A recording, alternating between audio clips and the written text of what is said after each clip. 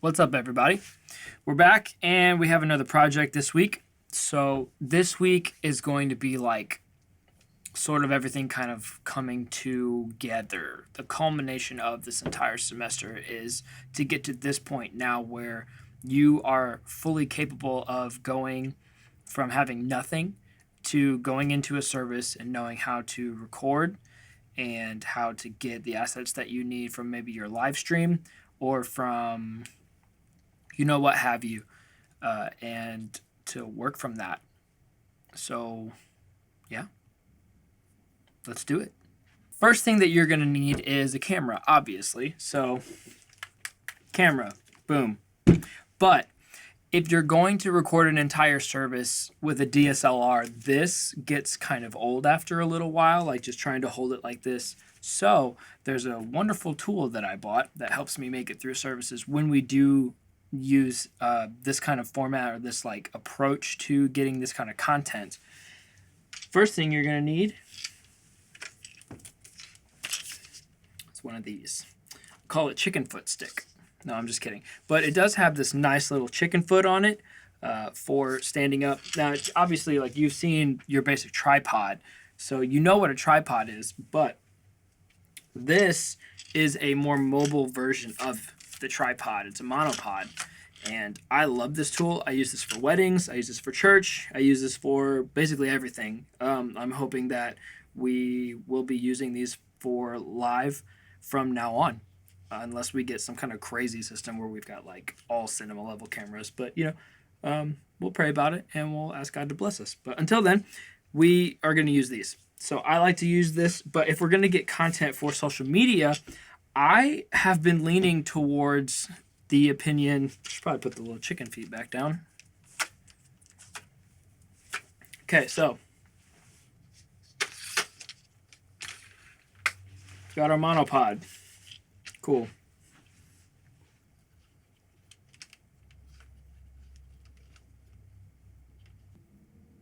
Okay, so we've got our monopod set up, but I have grown to favor the opinion that shooting for the aspect ratio that's going to take up the most part of your screen is the best way to do it.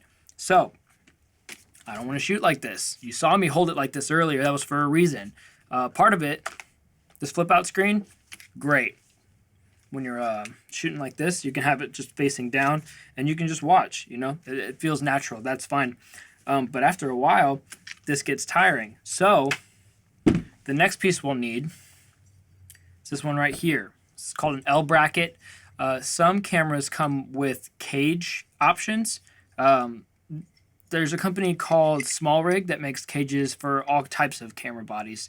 And this is just a basic way to get started. I don't think that this is an actual SmallRig brand part, but SmallRig probably makes these too.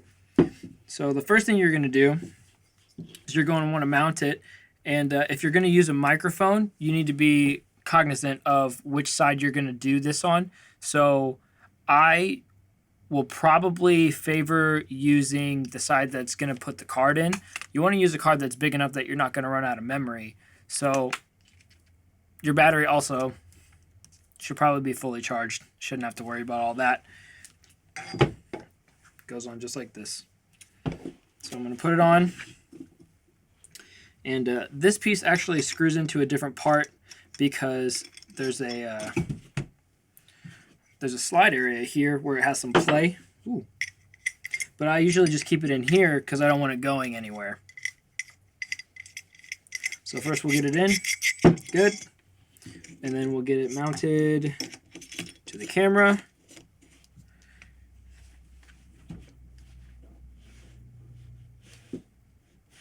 That looks good, right? It's pretty good.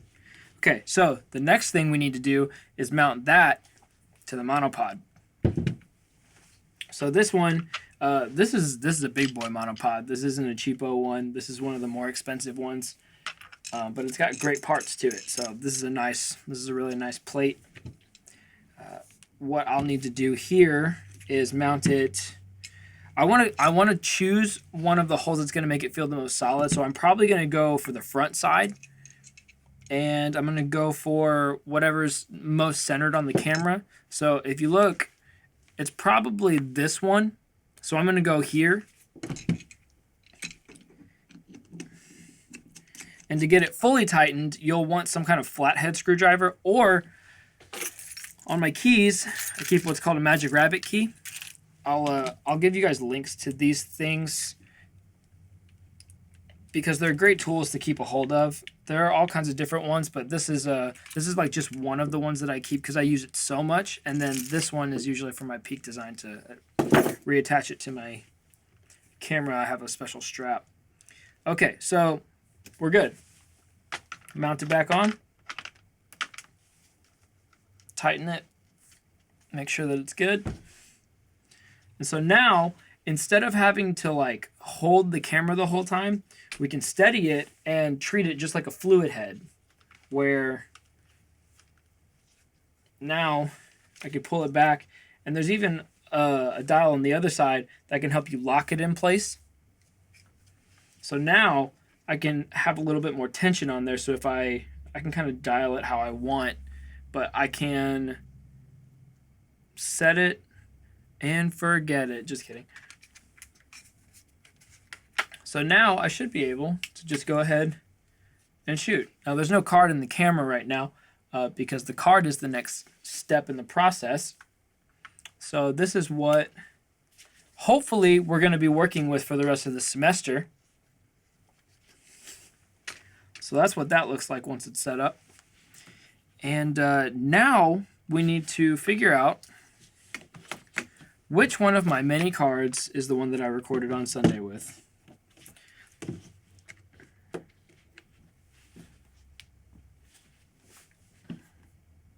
Okay. Did I get it first try? I don't think I did. No, that's not the right file type. Nope. I really thought I was going to get it on the first try. Oh well. Okay.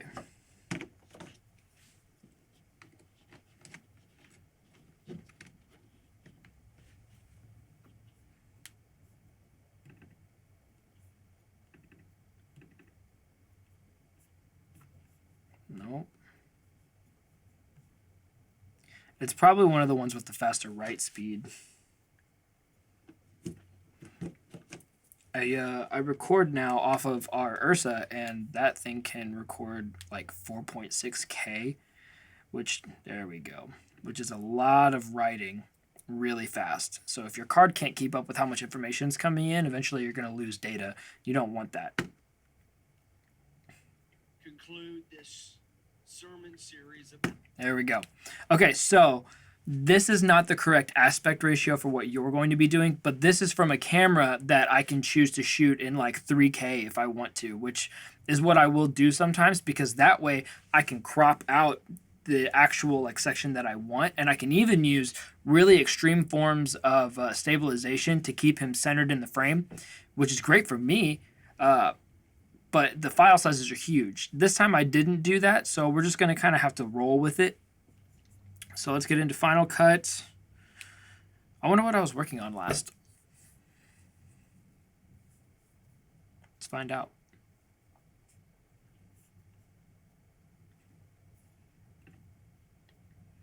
Ooh, the closer. I was making a new countdown for us. Looks really good. I'm really happy with it. Cool. Okay, so let's get that out of the way. Let's make a new library.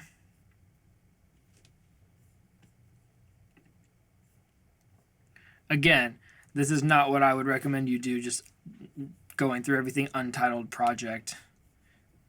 So really like what you should be doing.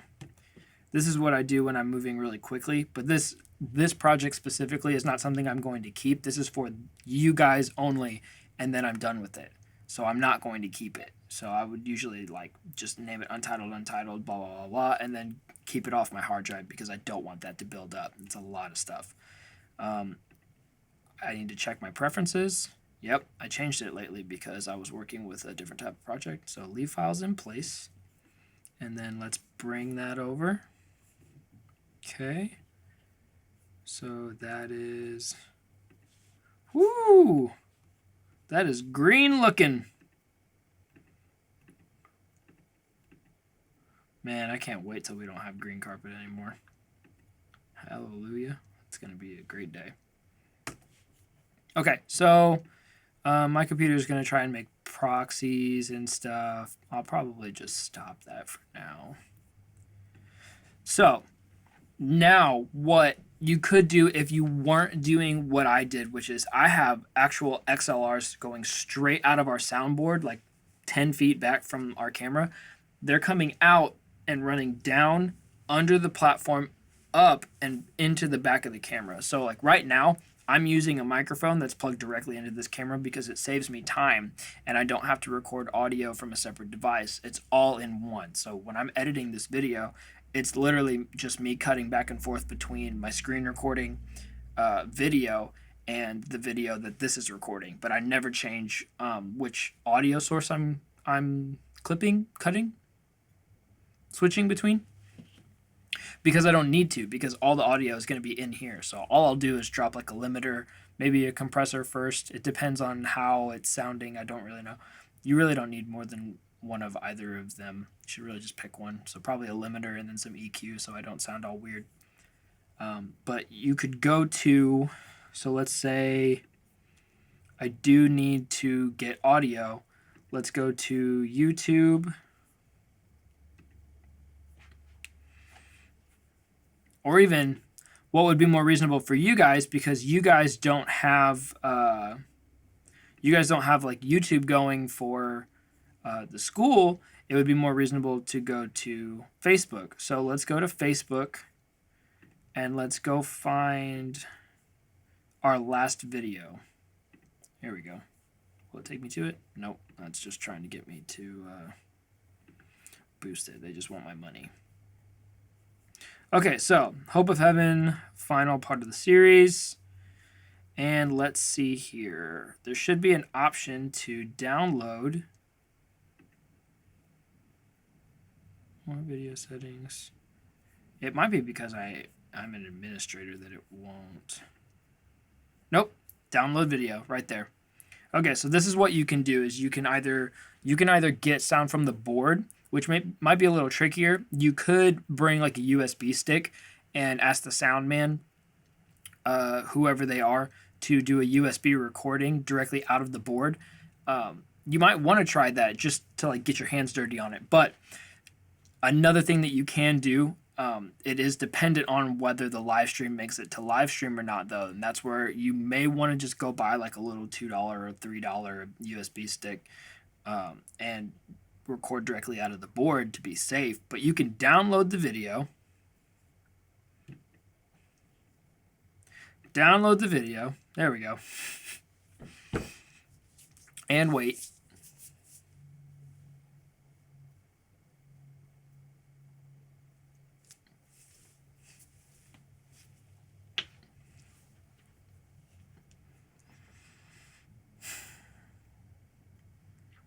Okay.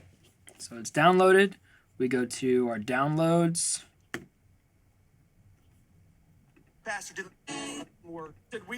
There it is. Now, this is low res. I don't really want that for this video. And the reason that I still do this separately is because I don't like having low res video. It looks really bad. We export our video from the camera in 4.6K. But we live stream in 720, so it's still like the sensor on the camera is phenomenal. Like the fact that it's so dark and it's still like as detailed as it is, like you can especially see it on our actual projector. Like some of that is dependent on how it looks, just how the live stream's running, like our internet. But what you can do is you can grab these two files and synchronize the clips. Okay, use audio for synchronization. Should be a breeze.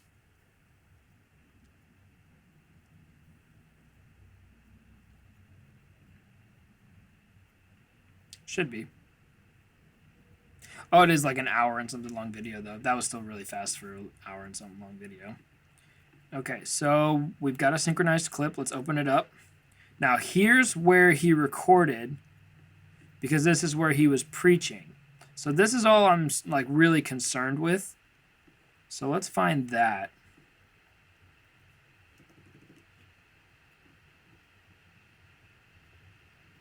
Okay, so this is where he's preaching.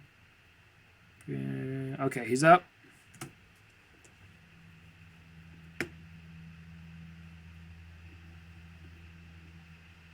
Oh man, no, I only want once he's actually preaching. There we go. That looks better. Okay, now I found it. So we could pretend that this is the point where you were actually like recording in service and you just kind of track pastor, you know, this way. Make it through the sermon.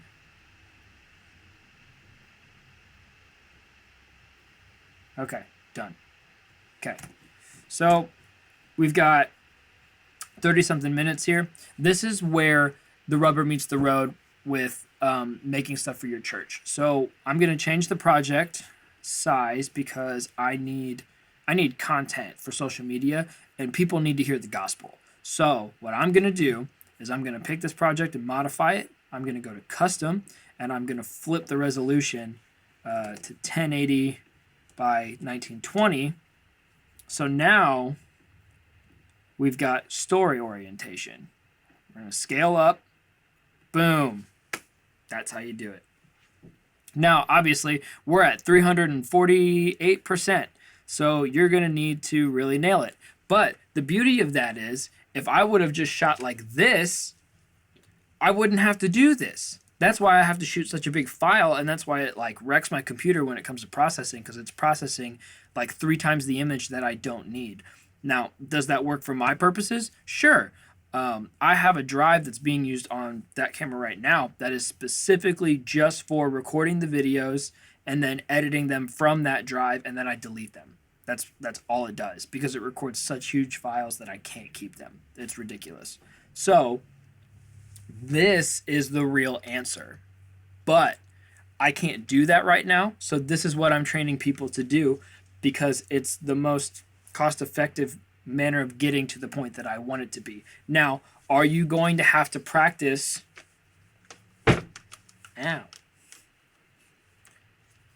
getting your shot? Yes. Not all of your shots will be perfect, but you do need to pay attention to when you're holding it. Are you staying steady? Are you tracking in a smooth manner? Now, we do have, some cameras have internal stabilization and they also have stabilized lenses. That's great. Utilize that if you have it. But if you don't, that's just a more reason for you to practice getting smooth shots, because you don't want to be like, you know, just not paying attention or, you know, being real jerky with your camera, because if people are just paying attention to how much they want to throw up while they're watching your video, they're not going to be paying attention to what your pastor has to say. All of that being said, I'm sure that this is going to be great. And I'm very excited about it. So,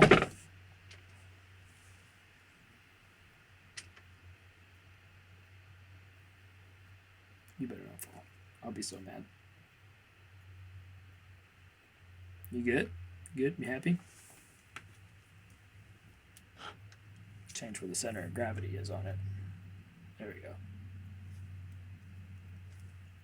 Feels more trustworthy. Okay, cool. Okay, so basically your project is going to be to actually shoot in chapel.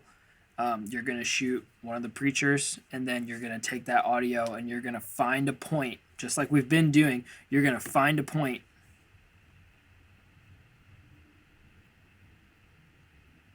Hold on, I can't hear.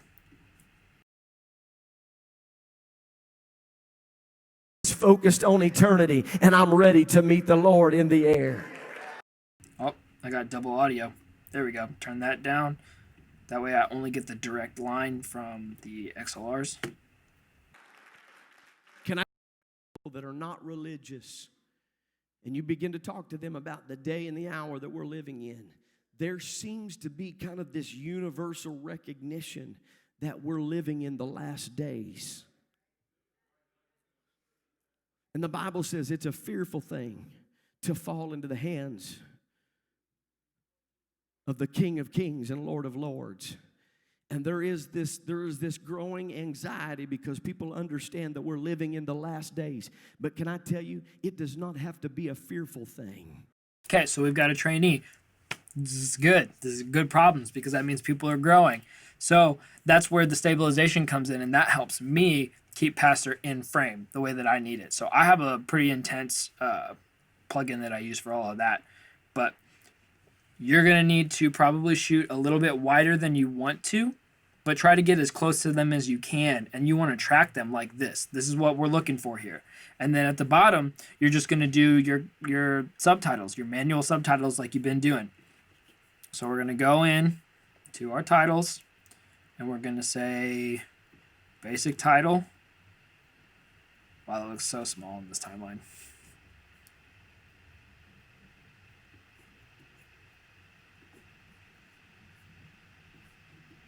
And so when you hear something that you like, honestly, I feel like it's best to kind of get it set up the way you want it before you start, just so you can kind of see it and envision it. So let's get a custom generator in here. Okay. Cool. Let's resize it. Scale it down. I think that's about the size that I want. And just bring it in just a little bit. Between the two lines will be good. And then let's move it down with the Y function. And then you can change the colors, honestly, for your feed. If you're using any sort of like color scheme, go ahead and like plug it in. Like find what your RGB is, and then you can just, match different colors. So like we're using something like around in there, kind of. That doesn't look very good though. But maybe we should color grade this, I don't know. For funsies. Obviously, like, I'm going to expect you to do all of this for a project, but, you get the idea. So it's just the basic stuff, Get a good little color grade, and let's make this a little more teal. Yeah. And then let's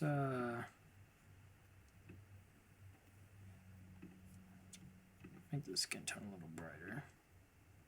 Nope, that looks weird. I don't like it. Maybe we'll change its skin tone. Yeah, it looks a little more natural, like slightly redder. Maybe not so much. And how much do I like what I did? It's pretty good.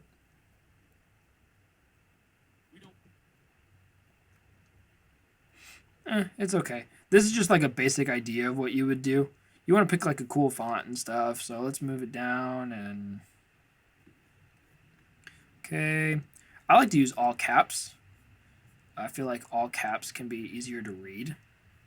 And I'll make the all cap size 100% just so that it's all equal. And then let's find...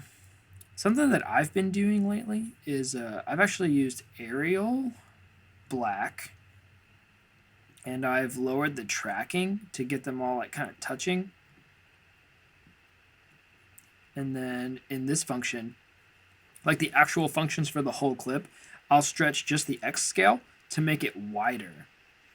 The problem with that for this kind of project is you kind of want to fit a lot of words in there. So it really depends on how fast they're talking and what vibe you're going for. So have some fun with it. I expect you to be a little creative with this, but the goal is to still get something where you can see the person that's preaching the whole time and you can hear well and read what their point is during the video. So find something that's going to edify somebody and make a video as if you're going to post it on social media. And maybe if it's really dope, we might do it, because I'm sure Brother Henderson's down for that. So, yeah. So if you have any questions, shoot me an email, and I'll see you next week. Good luck.